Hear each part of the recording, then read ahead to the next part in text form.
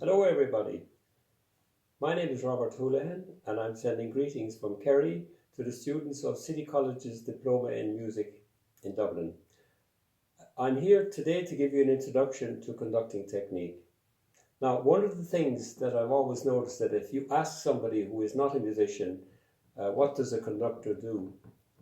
The very first thing they'll do is disduplication, which is something that I'll go into a little bit more in detail later on in the lesson. And I'm hoping here to teach you that you can do an awful lot with just using the right hand. As you can see right now, I'm not using the stick. I'm just first of all going to approach the technique lesson without the stick, and then we'll continue with the stick later on. One of the first things that's really important for a conductor is to appear to be calm. So just imagine yourself standing in front of somebody and having a discussion. If that person is very nervous, fidgety, it makes you nervous as well. So my idea is that you send a message of calm to that person.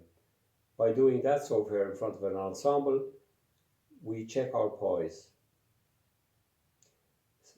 Stand in a very normal position, as you would, and then the very first thing to do is just swinging your arms, a very natural thing to do, so that you appear to be relaxed as well, like this.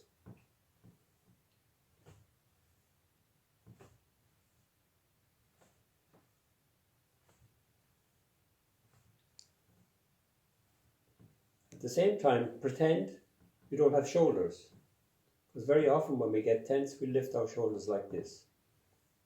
Forearms just swinging up and down. And then swinging from left to right or right to left. That. Make sure you're loose. Any gestures that you give, they have to be given with calmness. No tension. Continue doing this.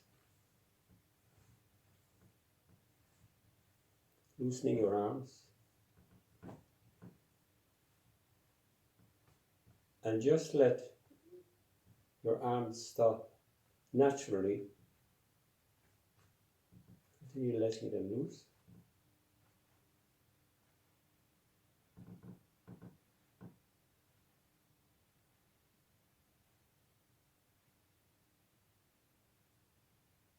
I'm going to intentionally stop it now because we need to get on. And the same thing with the swinging from the left to the right.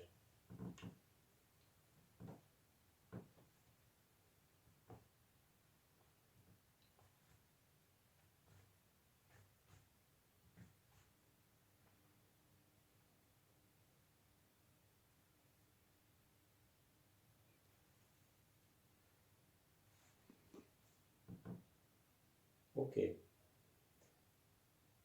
When we conduct, we beat within what I call a frame in front of us. So that frame can expand to the left, to the right, up and down.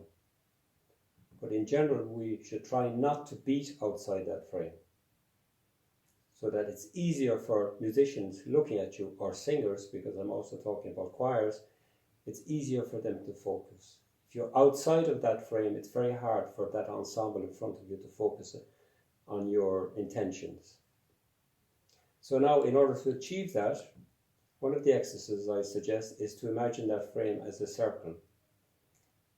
And again, without the stick, but right in front of you, draw the largest possible circle that you can, with the focus on your index finger. So index to the shoulder. And here it is.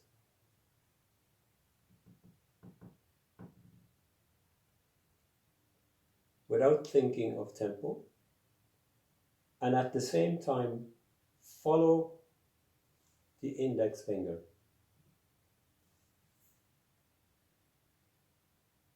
You're drawing that circle. Awareness is really important. Now you gradually reduce that just to the forearm. So there's no use of upper arm, just the forearm. So obviously the circle gets smaller, and again we reduce a little more, now only using the wrist.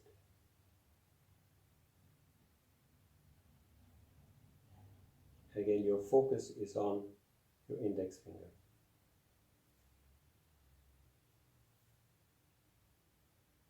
You gradually increase that circle again, and of course when you want to enlarge it, you have to use more of the wrist, and again forearm.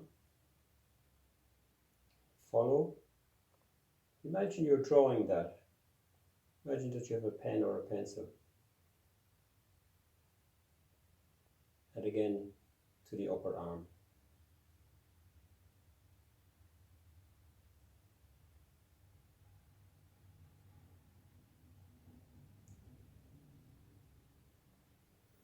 Now, if you've never done this before, it's quite normal that you feel some tension here already. It's like anybody who's doing sport. If they're not doing sport and doing exercises, yoga, or whatever, they'll feel some pain. So that's normal. But by practicing a little bit every day, you'll get used to doing it. There's no tension. My advice is always to try to limit your gestures and that circle only from the forearm, from the elbow to the index finger. Okay? And look at the position of where my elbow is. It's not here, it's not out there. It's a very natural position. So again, imagine to find that position, that you're shaking hands with somebody. You give them your hand and you find it's a very natural position. If you give your hand like this, already there might be a lack of trust in the other person.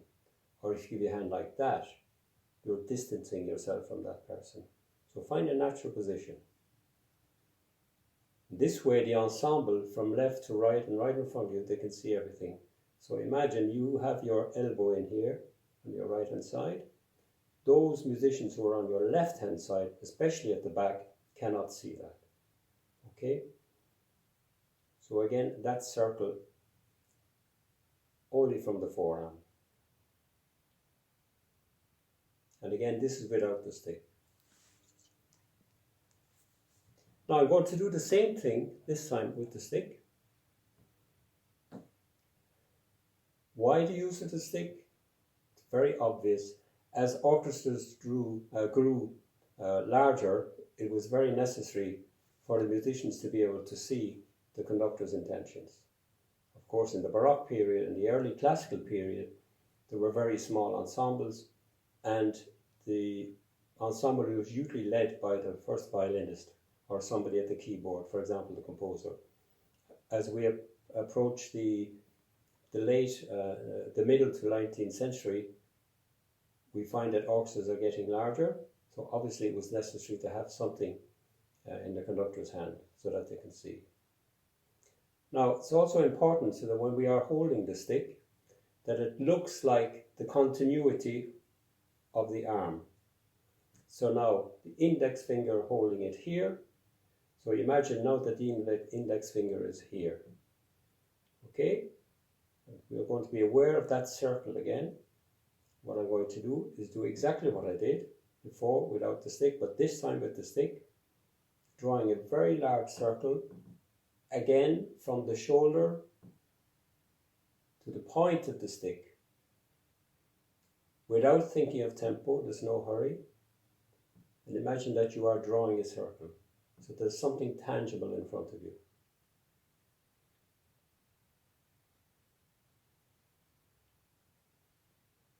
Eventually you reduce that encore again.